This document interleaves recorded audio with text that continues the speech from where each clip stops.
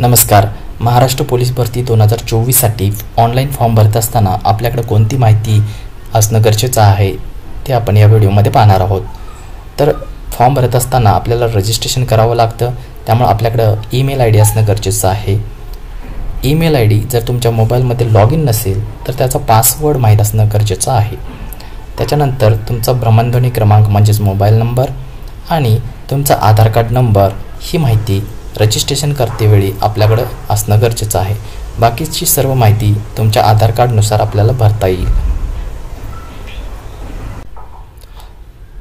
Registration पूर्ण झाल्यानंतर तुम्हाला वैयक्तिक तपशील भरायचा आहे. त्याच्यामध्ये तुमचे सर्व डिटेल्स, नावाचे सर्व डिटेल्स इथं भरायचे आहेत. त्याच्यानंतर महत्त्वाचं आहे की तुम्ही पद कोणतं सिलेक्ट करणार आहात.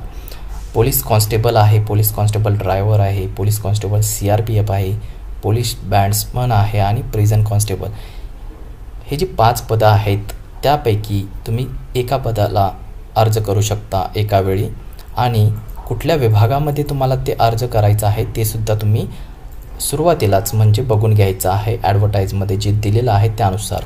तर आपण समजा इथे पोलीस कॉन्स्टेबल सिलेक्ट केलं तर पोलीस कॉन्स्टेबलच्या कोणत्या विभागामध्ये किती जागा आहेत ते आपल्याला बघायचं आहे आणि त्यानुसार आपल्याला फॉर्म भरायला घ्यायचा आहे. जर तुम्हाला इथं माहीत नसेल फॉर्म भरताना की कोणत्या विभागासाठी आपण किती जागा आहेत आणि कुठं अप्लाय करायचं आहे हे जर माहीत नसेल तर इथं तुम्हाला पुन्हा ही सर्व माहिती बघण्यात वेळ जाणार आहे. त्यामुळं आधीच आपण जाहिरातीमध्ये दिल्याप्रमाणे कोणत्या विभागात किती जागा आहेत आणि कोणत्या पदासाठी आपल्याला अर्ज करायचा आहे ते आपण ठरवलेलं असणं गरजेचं आहे. वैयक्तिक तपशील भरल्यानंतर आपल्याला आरक्षणाचा तपशील भरायचा आहे.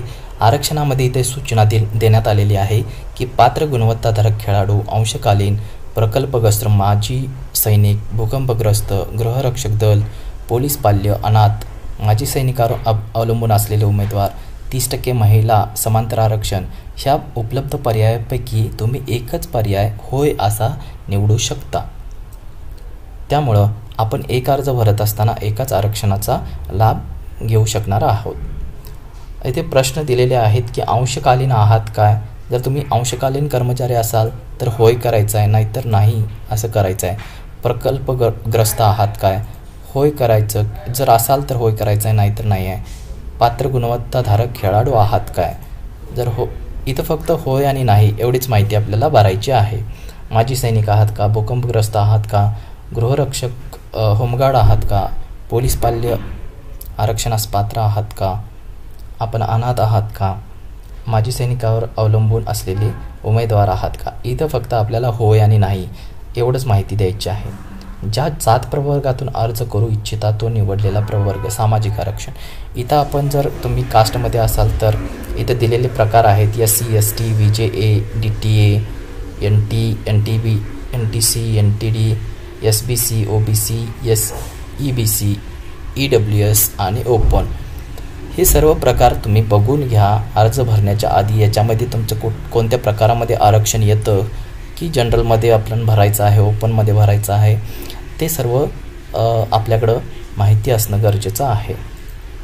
इथं दिले on verification if you found not belonging to the category appropriate action will taken.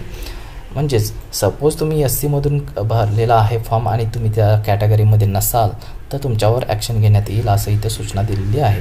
तुमचं शिक्षण काय झालं आहे, HSC आणि इक्विव्हॅलंट. आता इथं उत्तीर्ण प्रमाणपत्र क्रमांक विचारलेला आहे.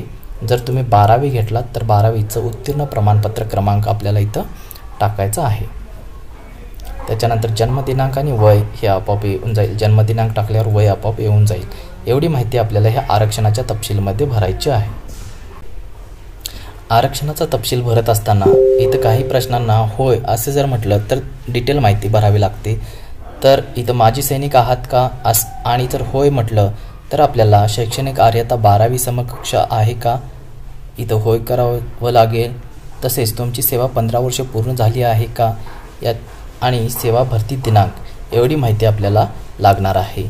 त्याच्यानंतर तुम्ही जर होमगार्डसाठी होय म्हटला तर इथं एक नोटीस येते की नोटिफिकेशन येतं की पोलीस भरती जाहिरात प्रसिद्ध झालेल्या दिनांकास तुम्ही गृहरक्षक दलात 1095 दिवस पूर्ण केलेली सेवा केलेली असणे अनिवार्य आहे. तर तुम्ही त्या होमगार्डचा आरक्षणाचा लाभ घेऊ शकणार आहात. त्याच्यानंतर अनाथ आहात असं जर म्हटलं तर अनाथ प्रमाणपत्र क्रमांक आपल्याला प्रकार कुठला आहे तो द्यायचा आहे आणि त्याचा दिनांक हे द्यायचा आहे. तर ही माहितीसुद्धा आपल्याला भरावी लागणार आहे.